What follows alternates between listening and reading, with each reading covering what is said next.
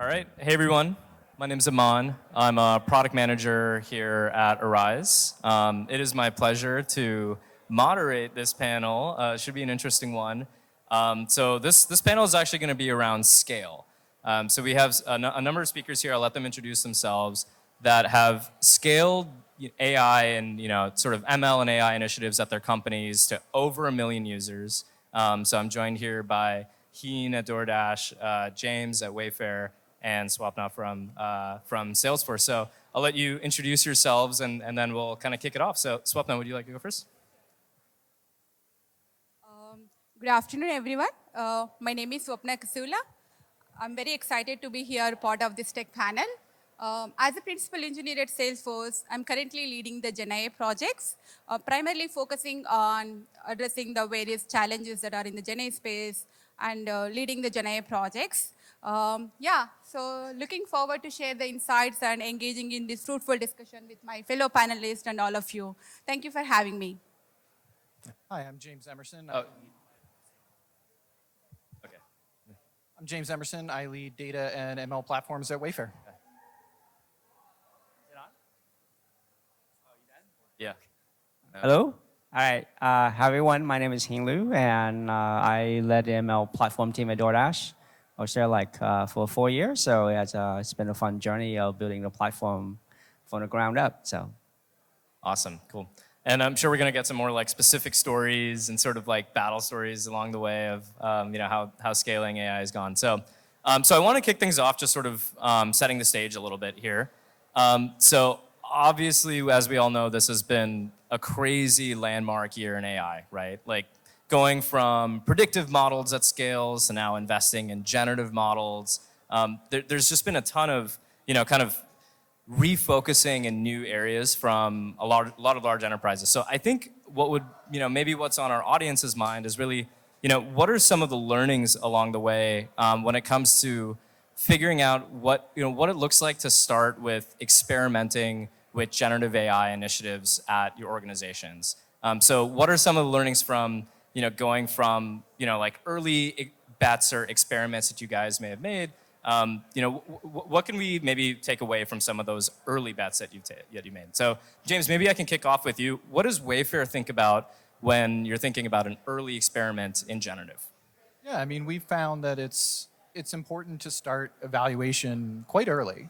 We look at even starting in a notebook when a scientist or an engineer is starting to develop, a Gen AI application, starting to capture right away all of your traces, all of your inputs, all of the data you're passing in, all of your outputs, so that as a scientist or as an engineer iterates, you've actually captured from day one exactly how that is progressing and how the changes you make are impacting it. And so that you can understand as you move to production, have you improved it over time? Which prompts have worked best? How does it continue to evolve as you move forward? So thinking about evals earlier in the development life cycle, before you even start getting into production and sort of experimenting, maybe just as a quick follow-up to that, what are some of the evals or metrics you're thinking about before you make a bet in a generative initiative? It's really going to depend on the use case, but one of the things we strongly encourage everyone is to identify from the beginning, what are you targeting? Is it revenue? Is it accuracy? Is it whatever it is? What is the ground truth that you're trying to adjust? And then, typically you're going to have a standard set of ML metrics that you're looking at, and then very use case specific ones. Is accuracy the most important thing to you? Or are you optimizing for speed or shortness of response? Those are things that we see people optimize for.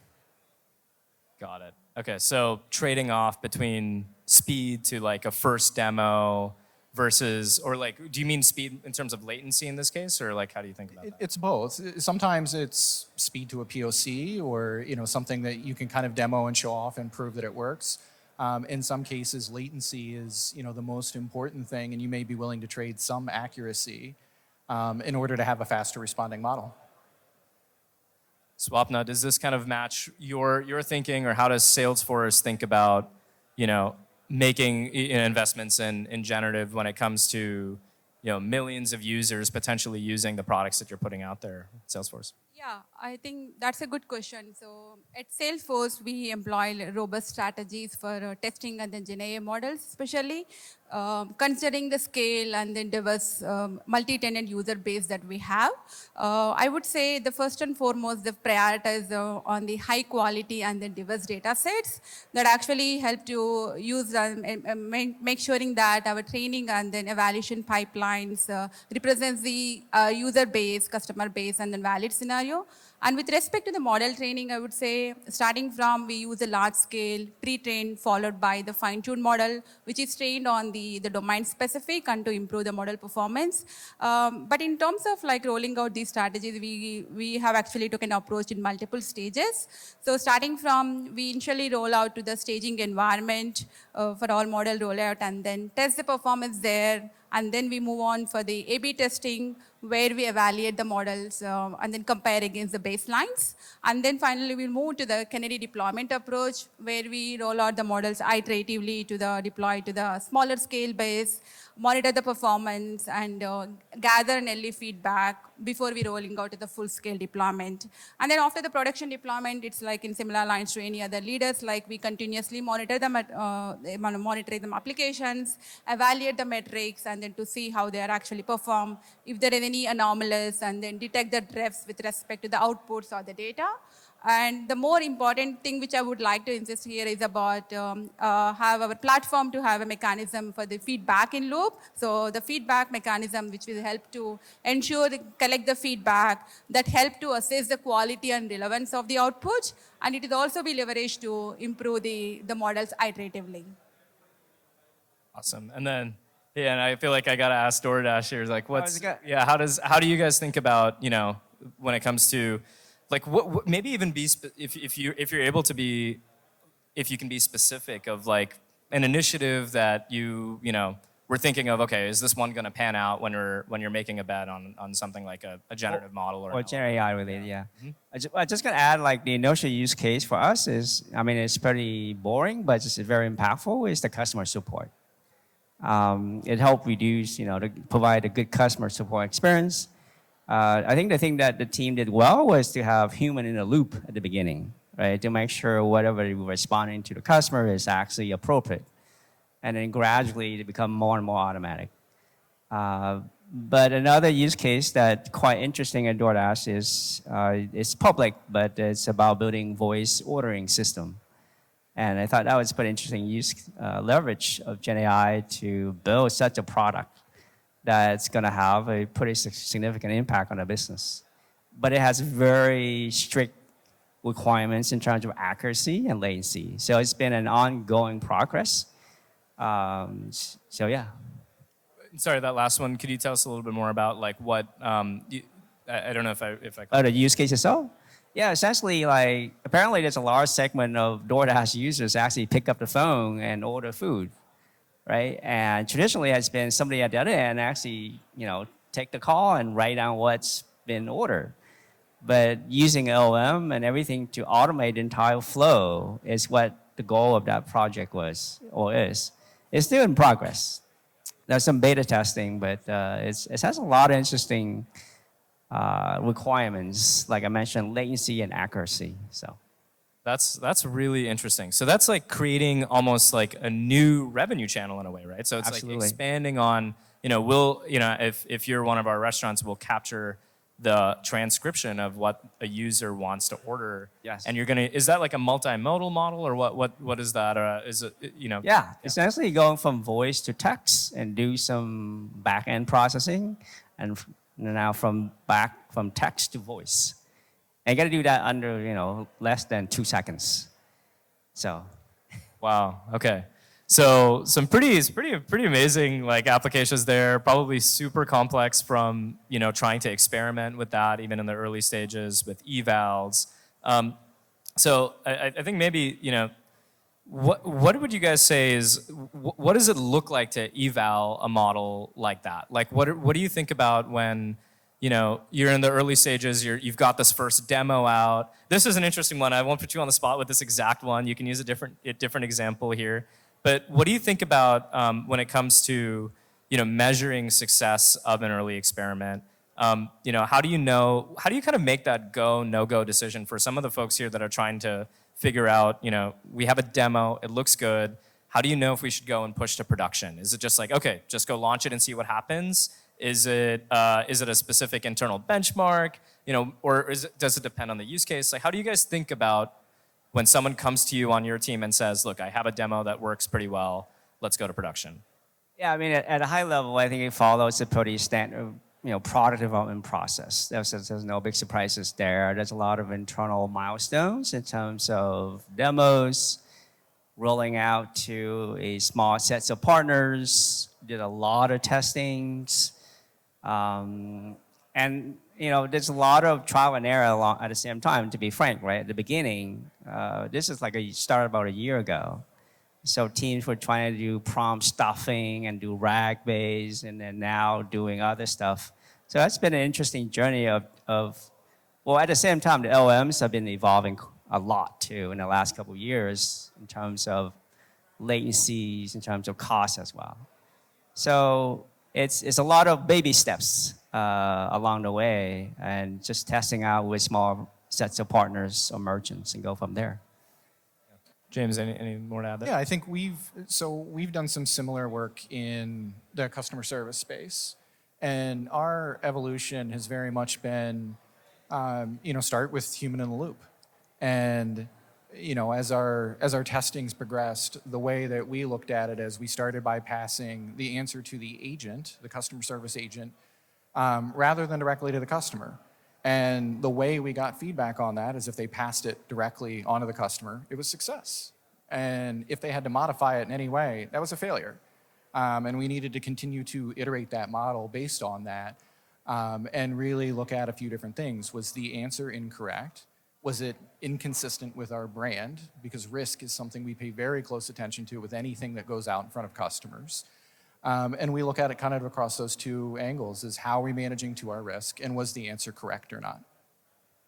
So really weighing, like, in the global sense of Wayfair, what's the impact of this model going to be, and what are the risks that it might pose or trade-offs that you'd want to make? Is that kind of like a correct assessment? Absolutely, and also just making sure that we're not making any statements that are inconsistent with the brand, or that are incorrect to the customer, or not factual.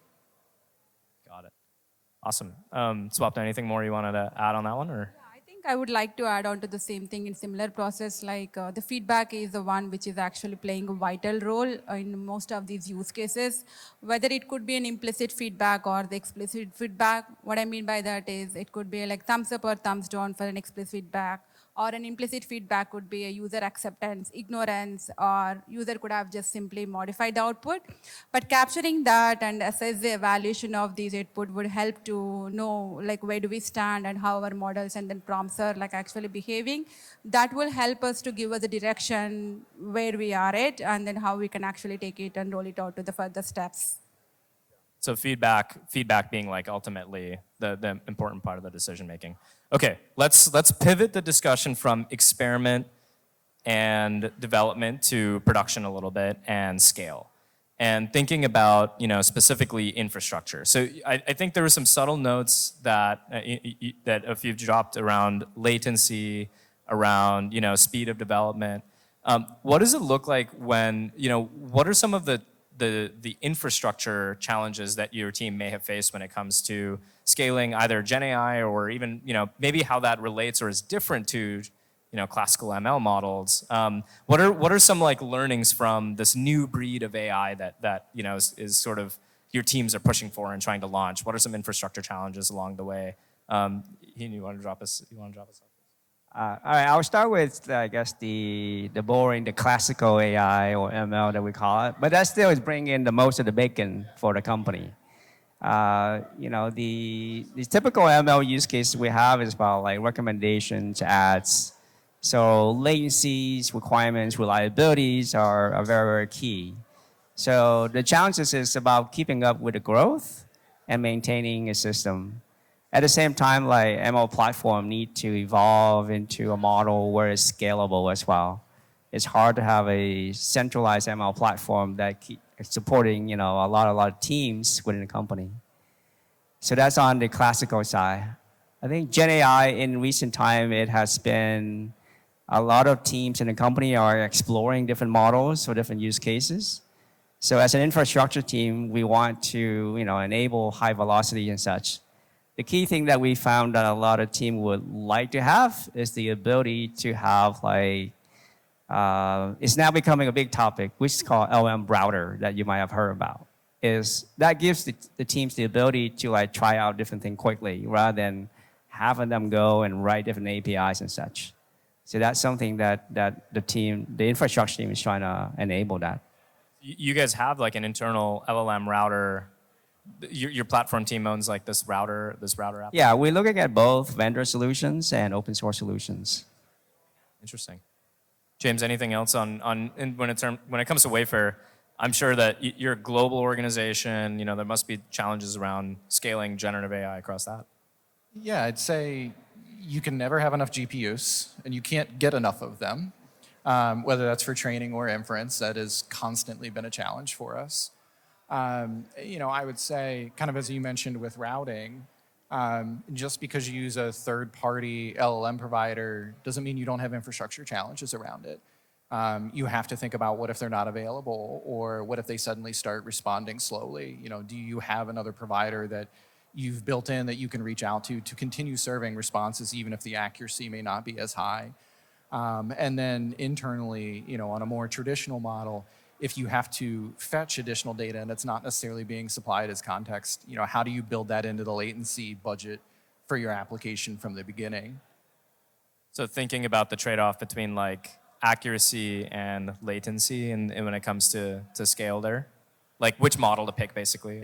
Absolutely. I mean, it really depends on your use case and the impact, but at Wayfair, we have a lot of models that directly touch the customer experience. So when a customer's browsing wayfair.com, when they're checking out, there are a lot of models that come into play. So in any of those use cases, latency is paramount for us. We have to make sure that we are not slowing down that experience, because then people don't check out. They have a subpar experience. So that's something we're constantly very thoughtful about, and we look at trade-offs there versus models that we may run that don't directly impact the customer experience. We generally are more tolerant of latency and have a higher demand on accuracy. Interesting, yeah. I think this is sort of a general question, really for anyone who wants to take it. But when it comes to customer-facing applications, you bring up an interesting point, which is like low latency is critical. But low latency kind of, I would inherently think that means that you're probably going to make an accuracy trade-off. Is that like, if you're using a faster, cheaper model, does that mean that your business may be okay with an accuracy trade-off? Or how do you think about how to handle that accuracy trade-off? Open question. Well, I think it comes down to the use case itself, right? So for example, the voice use case, their number one priority is accuracy. Doesn't matter what the latency is. So if the accuracy doesn't pass what they're looking for, they're not going to go use that model. So it depends on the use case. Yeah, I definitely agree. With use cases like where we do fraud checking, for example, accuracy has to be very high. So fraud. And latency has to be very low. Both have to be true. So we spend a lot of time optimizing those models for both to be as true as possible. And then, yeah, we have other use cases where things that may run during checkout where, yes, we'll take a bit more potentially of an accuracy hit to not impact that experience. Yeah. Awesome. Okay, so we've got about, roughly about 5-6 minutes left or so. So I'm gonna kind of maybe ask, in terms of so we'll kind of go through one more question, and then I'll kind of open it up for the audience here for anyone that has questions to ask. So maybe looking ahead a little bit more, what are your teams looking forward and sort of projecting or predicting that you're going to need to either invest in or something that excites you about the future of where this tech is headed? Like any use cases that come up that that you're sort of starting to think about now when you're thinking about budgets and thinking about your organizational structure. And then what, if any, changes are you making when it comes to funding those use cases? Like how do you think about training your team or organizations for things that are coming next? Slight hint here might be like things like agents or anything cutting edge that might be interesting on your team's radars. I think I can take that question. So basically for all of these use cases, now the key and vital role is the one which is playing is the automation. So the early automation and then often automation is very crucial in this space because that would actually helps to pace off the manual overhead. And at the same time, Salesforce also has its own testing center, which helps to automate the then testing the LLMs and then prompts, which as efficiently would be using it. And besides that, these are actually spans in multiple stages and seamlessly integrated into the both development or also the deployment workflows, where you would actually, whenever you have a like opportunity to change either the prompt or it could be LLM, you might need to test it consistently and then more frequently and more oftenly and make sure that it needs to have a consistent evaluation in them. So that's where I think we are prioritizing more on coming up with and then defining and relying on these automation frameworks. Also using the fine tuning with incorporating the user feedback that also helps to help also reduces the hallucinations, and some of these techniques are also playing an important role. So investing in making your development workflows faster around these Gen AI sort of experiments. Productivity eventually. Yep. James, anything you wanted to? Yeah, I'd agree with that. I also think figuring out how we extend those workflows to non-engineering users. I think we're seeing a large group of employees start to really work to build out Gen AI use cases, and they're not necessarily engineers. So we're looking at how we can make that more accessible. So making your platform more accessible for folks that aren't necessarily, quote unquote AI engineers, ML engineers. Do you want to maybe just riff on what some of those initiatives look like to make the platforms accessible to those folks? Yeah, I mean, I think in general, we're seeing the fact that it is so easy to test something out with Gen AI. We're seeing more users from the business rather than just engineering actually trying these things out because they can do it in a browser. And they can grab some data and test things out and prove their use case out. And then they ask, okay, well, how can I go to production with this? And right now, it's still you have to open an IDE and do something. So we're looking at how can we make that path usable and fast for people that don't work in an IDE, for people that aren't engineers, and how do we build that experience out so that they can go from that proof of concept in their browser to maybe not a customer-facing production environment, but at least something that could be used internally. Yeah, like internal RAG tools, building. Absolutely. Yeah, and are evals and observability still important in that use case too, or is that baked into the platform? Yeah. Yes, and the reason for that is it's part of how you decide, do you continue to invest? Is there value that can be gained from investing more into that? Are you at 50% accuracy and there's opportunity to drive it much higher with just some investment? Yeah, so because no one's going to use the tool if it's bad, really, right? Correct. Even if it's internal. Yeah. Cool. Yeah. You talk about agent. I think the agent still scares me personally. You think about testing, right? The unstructured data is hard, but if you think about an agent that's doing things autonomously, making decisions on your behalf, I love to see some of those in productions. But anyway, that's my random. But it's exciting, promising, very exciting topic for sure. Some of the Gen AI use cases that's exciting that we're thinking about is on the edge. We talk about this a little bit for some of the DoorDash use cases on either the Dashers app to use that for detecting various things, food and such. So that's an interesting one. So we'll see how far that become reality for us. So. Got it. Okay. Awesome. And I'll open it up to anyone who might have questions for any of these folks here.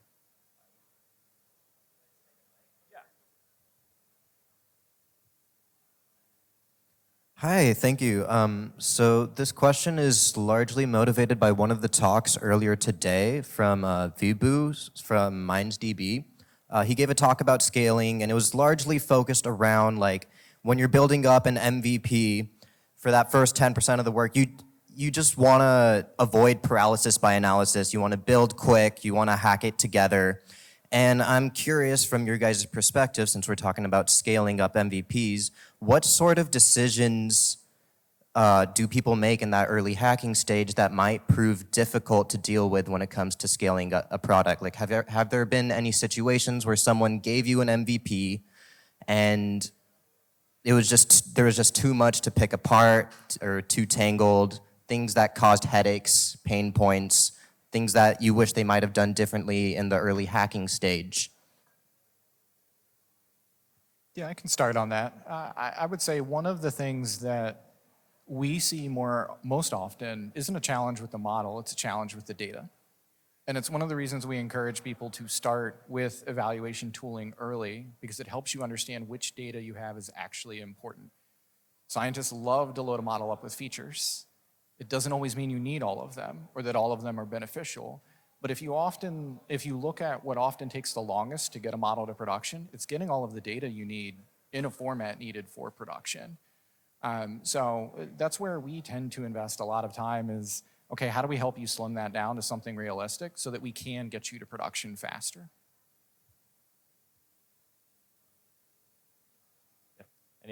Anything to add there in terms of like untangling an MVP and getting it? Do you guys actually see MVPs go to production? That's maybe like a broader question. Do you guys actually see that, like the someone trying to get started internally and then like push something customer facing, or is it more of a deliberate building out of an architecture?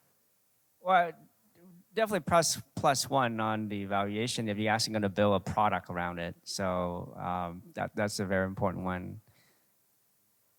I think the other one that I observe from other team is about building the flywheel of the automations of the steps so that you can iterate quickly. Usually when you start on a POC, you're hacking together, which is fine. But when you get to the second phase, that's when you start thinking about, okay, for that step, are you versioning your code, right? Are you checking in your prompts? How you do your prompt versioning? So you start thinking about more infrastructure-related stuff to enable you to iterate, get to the next level of iteration, essentially. So.